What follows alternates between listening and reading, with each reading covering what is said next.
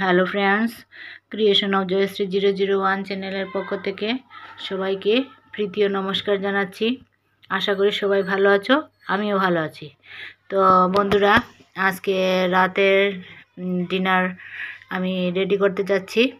তো এখানে আমি ফুলকপি এবং আলু কেটে রেখেছি, সেগুলোকে একটুখানি জলের মধ্যে ভিজিয়ে রাখবো, পরে ধুয়ে রান্না করব। আর এখানে পেঁয়াজ, রসুন, আদা আর ধনেপাতা কুচি সাজিয়ে রেখেছি, এগুলোকে ধুয়ে নেব। সাথে কাঁচা লঙ্কা আছে। আর এখানে একটা রুই মাছের মাথা এবং পাবদা মাছ ভিজিয়ে রেখেছি। তো আর এই যে দেখতে পাচ্ছ, এগুলো হলো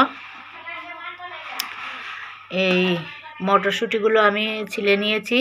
ছিলে নিয়ে এর খোসাগুলো এখানে রেখেছি। তো এর খোসাগুলোর দুই পাশের একটুখানি অংশ আমি কেটে কেটে ফেলে দিয়েছি। আর আমরা যেভাবে সিম কাটার সময় এখান থেকে একটুখানি সুতোর মতো বের হয়, সেটাকেও আমি ফেলে দিয়েছি। তো এগুলো দিয়ে আমি একটা রেসিপি তৈরি করব। বাকি রেসিপিগুলো তোমাদের সাথে শেয়ার না করলেও এই খোসাগুলো দিয়ে একটা রেসিপি রেডি করব, সেটা তোমাদের সাথে অবশ্যই শেয়ার করব। তো বন্ধুরা, দেখতে থাকো।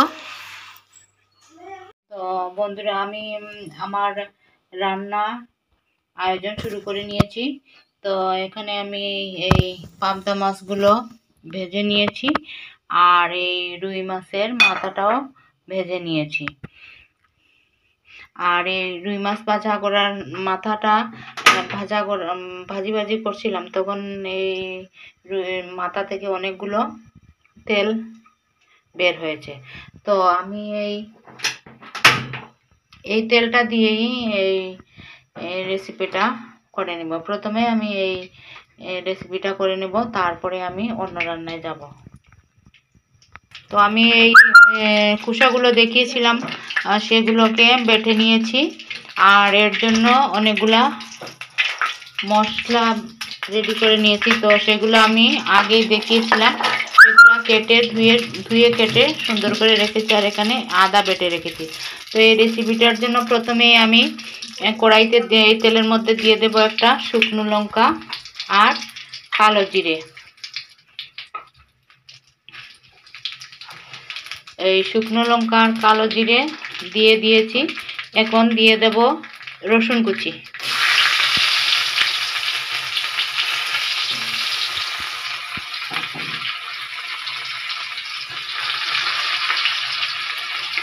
এই রসুন কুচিটা একটুখানি ভাজা করে নেব। এরপরে দিয়ে দেব পেঁয়াজ, কেটে রেখেছি যে পেঁয়াজ, সেগুলো দিয়ে দেব।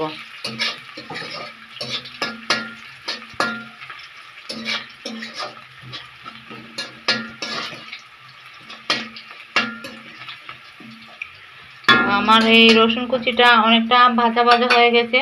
তো এর মধ্যে আমি দিয়ে দেব পেঁয়াজ, একটু বেশি পরিমাণে দিচ্ছি। আর আমি যে অন্য রান্নাটা করব মটরশুঁটি দিয়ে আর ফুলকপি আলু দিয়ে, রুই মাছের মাথা দিয়ে, সেটাতে আমি পেঁয়াজ ব্যবহার করব না।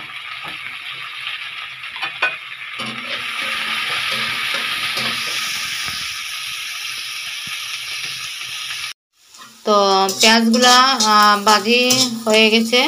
তো এর মধ্যে একটুখানি আদা বাটাও দিয়ে দেব। আদা বাটা দিয়ে একটুখানি মিশিয়ে নেব।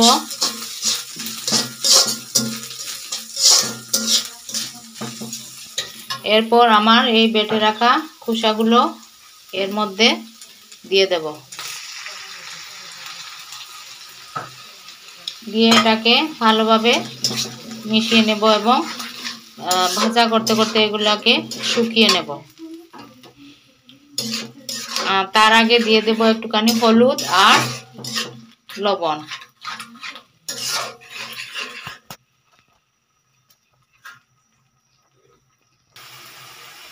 দিয়ে দিচ্ছি হলুদ গুঁড়া।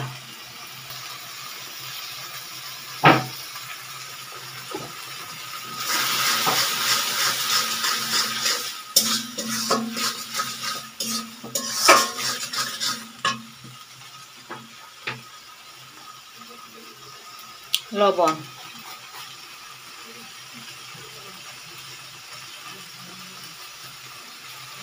এবার ভালোভাবে কষাতে থাকবো। কষাতে কষাতে যখন এটা শুকিয়ে যাবে তখন সেটাকে নামিয়ে নেব। তো বন্ধুরা, আমার এই রান্নাটা শেষ হয়ে গেছে। আর এই হলো আমার এই ভর্তা রেসিপির ফাইনাল লুক। দেখতে পাচ্ছ, দেখতে খুব সুন্দর হয়েছে। আশা করি খেতেও খুব সুস্বাদু হবে। বন্ধুরা, আমার প্রথম রান্নাটা শেষ হয়ে গেছে, ভাবলাম যে দ্বিতীয় রান্নাটাও তোমাদের সাথে শেয়ার করে নিই। তো এখানে আমি ফুলকপিগুলো একটুখানি ভাপিয়ে রেখেছি, আলুটাও ভাপিয়ে রেখেছি, আর মটরশুঁটি এমনিতেই আছে, সেটাকে আর ভাপাইনি। তো এই রান্নাটাও তোমাদের সাথে শেয়ার করে নেব। তো প্রথমে আমি কড়াইতে দিয়ে দেব তেল। তেল দিয়ে এই আলুগুলোকে একটুখানি নুন হলুদ দিয়ে ভেজে নেব। দিয়ে দিচ্ছি আলুগুলো।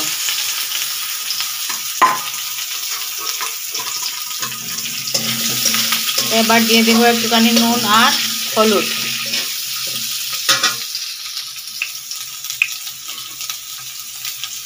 হলুদ গুঁড়ো দিয়ে দিলাম।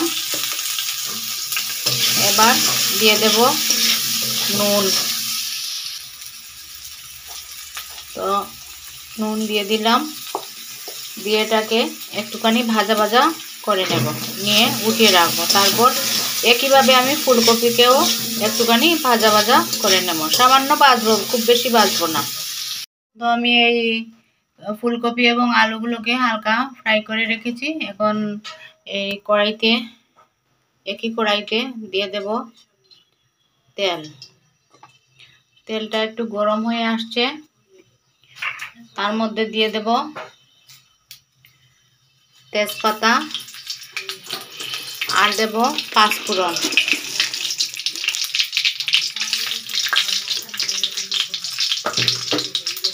একটু হালকা নেড়ে চেড়ে দেব। তারপর এর মধ্যে দিয়ে দেব আদা বেটে রেখেছিলাম, আদা।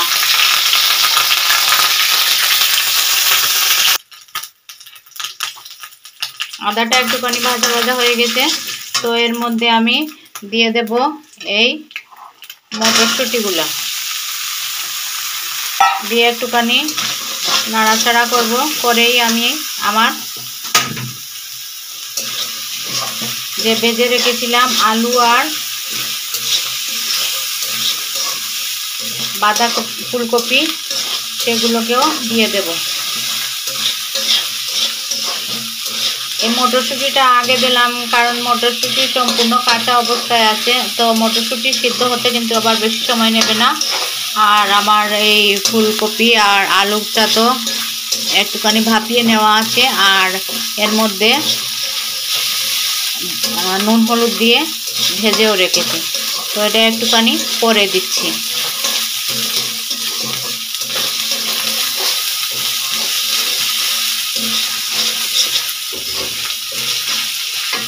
তো এখন দিয়ে দেব ভেজে রাখা আলু আর ফুলকপি, দিয়ে একটুখানি নাড়বো। তারপর প্রয়োজন মতো লবণ আর হলুদ দিয়ে দেব, আর সাথে দেব জিরে গুঁড়ো, ধনে গুঁড়ো।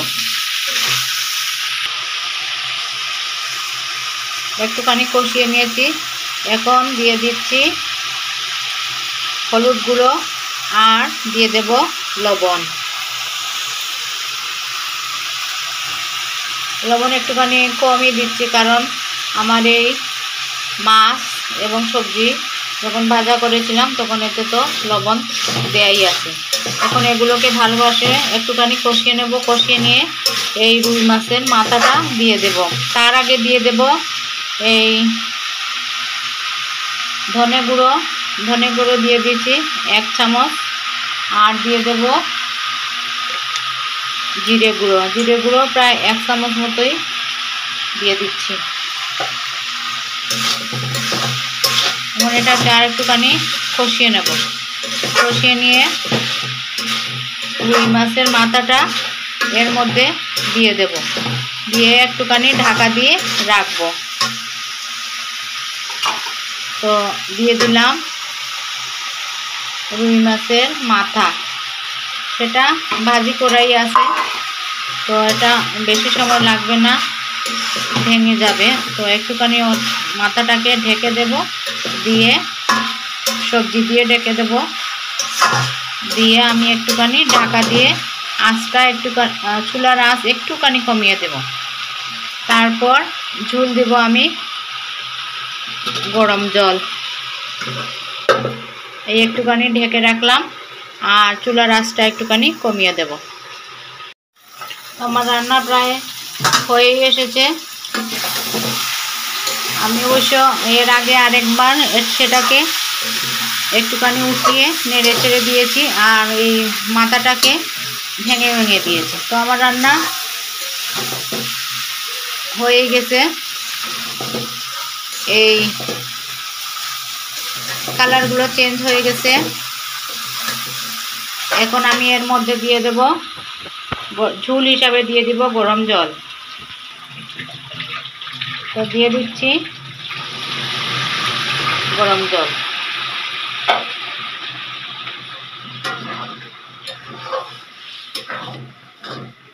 এই তরকারির কালারটা দারুণ এসেছে, একটুখানি ফুটে উঠবে। আমার এই মটরশুঁটিগুলো সেদ্ধ হয়ে গেছে।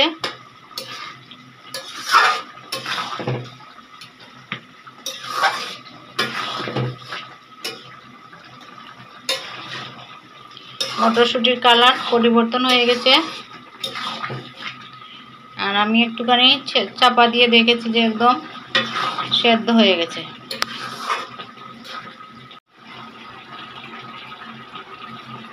তো আমি ঢাকা উঠিয়ে এর মধ্যে দিয়ে দিয়েছি গরম জল আর ধনেপাতা এবং কাঁচা লঙ্কা। তো আমার রান্নাটা শেষ পর্যায়ে। তো এখন আমি সেটাকে নামিয়ে নেব। তো বন্ধুরা, যদি আমার এই কাজগুলো বা এই রান্নাবান্না বা আমার এই ক্রিয়েটিভ কাজগুলো তোমাদের ভালো লাগে, অবশ্যই আমার চ্যানেলটাকে সাবস্ক্রাইব করো, লাইক করো, শেয়ার করো এবং কমেন্টস করো। তো বন্ধুরা, আনন্দে বাঁচো আর আজকের জন্য বাঁচো। Thanks for watching my video.